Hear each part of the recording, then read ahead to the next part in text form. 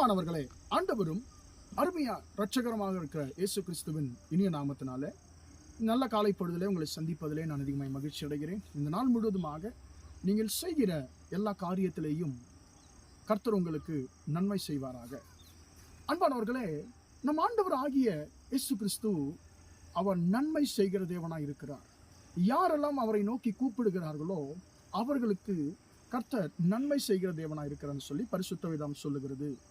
அன்பானவர்களே, இன்றைக்கு நாம் பார்க்க போகிறதான செய்தியின் தலைப்பு கூட நன்மை செய்கிற தேவன், ஜெபிக்கிறவர்களுக்கு நன்மை செய்கிற தேவன் என்ற தலைப்பிலே இன்னைக்கு சுருக்கமாக நான் கர்த்தருடைய வார்த்தையை உங்களோடு பகிர்ந்து கொள்ள விரும்புகிறேன்.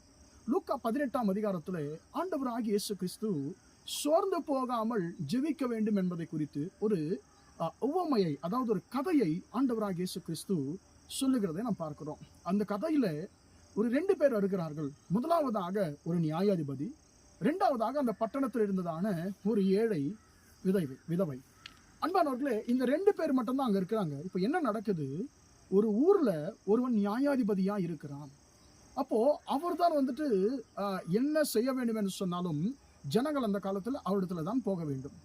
ஆனால் அவர் இருக்கிற போஸ்டிங், அவர் இருக்கிற ஸ்தானம் நியாயம் செய்கிற நியாயாதிபதி. ஆனால் அவர் எப்படிப்பட்டவன் சொன்னால் நியாயமே செய்யாத அநீதியுள்ள மனுஷன். ரெண்டாவது நீங்க பார்க்கும்போது அவருடைய குவாலிட்டி என்னன்னு கேட்டீங்கன்னு சொன்னா தேவனுக்கு பயப்படாதவன், மனுஷனை மதிக்காதவன். பாருங்க, அநீதி செய்கிறவன் நியாயாதிபதியாய் மாறுகிறான். மனுஷனை மதிக்காதவன் மனுஷர் மேலே நியாயாதிபதியாய் உண்டாக்கப்படுகிறான்.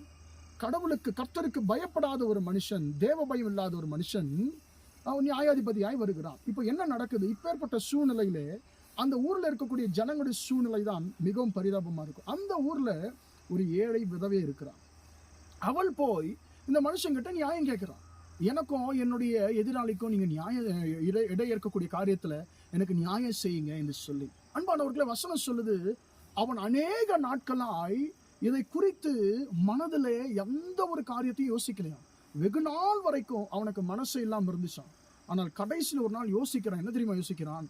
அன்பானவர்களே, ஆண்டவர் சொல்லுகிறார், அந்த அநீதியுள்ள நியாயாதிபதி யோசிக்கிறானா, நான் தேவனுக்கு பயப்படாதவனும் மனுஷனை மதியாதவனுமாய் இருந்தோம், இந்த விதவை என்னை அடிக்கடி அலட்டாதபடிக்கு, தொந்தரவு செய்யாதபடிக்கு இவளுக்கு எப்படியாவது நியாயம் செஞ்சு முடிப்பாப்பா. ஏன்னா இந்த மனுஷியோட தொல்லை தாங்க முடியாம இருக்குது, இந்த மனுஷியோட உபத்திரம் தாங்க முடியாம இருக்குன்னு சொல்லி தன் உள்ளத்திலே சொல்லி கொண்டானா. அன்பானவர்களை, சொல்லிவிட்டு ஆண்டவர் சொல்லுங்க, அந்த அநீதியுள்ள நியாயாதிபதி சொன்னதை யோசிச்சு பாருங்க. ஒரு அநீதியுள்ள மனுஷனே மனமிறங்கி நியாயம் செய்ய முடியும் என்று சொன்னால் நீதியுள்ள கர்த்தர் உங்களுக்கு நியாயம் செய்ய மாட்டாரா? நிச்சயமாக நியாயம் செய்வார். அன்பானவர்களே, நீங்கள் நியாயத்திற்காக போராடி கொண்டிருக்கிறீர்களோ, உங்களுடைய வழக்கிற்காக போராடி கொண்டிருக்கிறீர்களோ, மனுஷர் முன்பாக உங்கள் வழக்கு எடுபடாமல் போயிருக்கலாம், அல்லது உங்களுக்கு நியாயம் செய்கிறவர்கள் யாரும் இல்லாமல் போயிருக்கலாம், உங்களுக்காய் பரிந்து பேசுகிறவர்கள் யாரும் இல்லாமல் போயிருக்கலாம், உங்கள் நியாயம் மனுஷர் முன்பாக அது எடுபடாமல் போயிருக்கலாம். ஆனால் கர்த்தர் சொல்லுகிறார், நான் நீதியுள்ளவர், நான் சீக்கிரத்திலே உனக்கு நியாயம் செய்வேன்.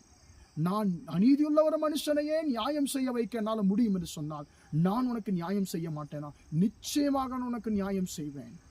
நீ என்னை நோக்கி ஜெபித்துக் கொண்டிருக்கிற ஒவ்வொரு ஜெபத்தையும் நான் கேட்டிருக்கிறேன் மகனே, மகளே, நான் நிச்சயமாக உனக்கு நியாயம் செய்வேன் சொல்லி கர்த்தர் சொல்லுகிறார். அன்பானவர்களே, நியாயம் செய்கிற கர்த்தர் சீக்கிரத்தில் உங்களுக்கு எல்லாவற்றிலையும் நியாயம் செய்து உங்கள் எல்லா போராட்டங்களுக்கும் கர்த்தர் ஒரு முடிவை உண்டாக்க போகிறார். ஜெபிப்போமா?